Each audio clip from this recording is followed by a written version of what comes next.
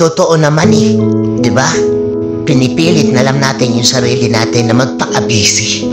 Pinipilit na lang natin na malibang tayo sa ibang bagay para makonvince mo yung sarili mo na okay ka lang.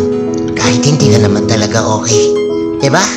Alam ko yan. Basta na kita.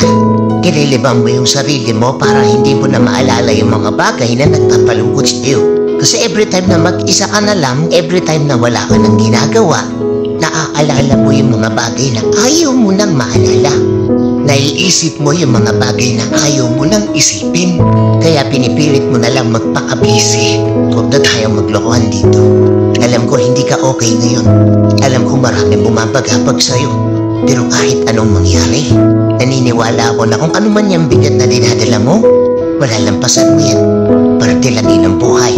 Kung wala mang nagsabi sa'yo nito, kung lahat man ng tao sa paligid mo wala nang pangialam sa'yo, gusto ko lang malaman mo na oo ako. Naniniwala ako na magiging okay din ang lahat. Kaya ikaw, hindi ka naman kahit kunti.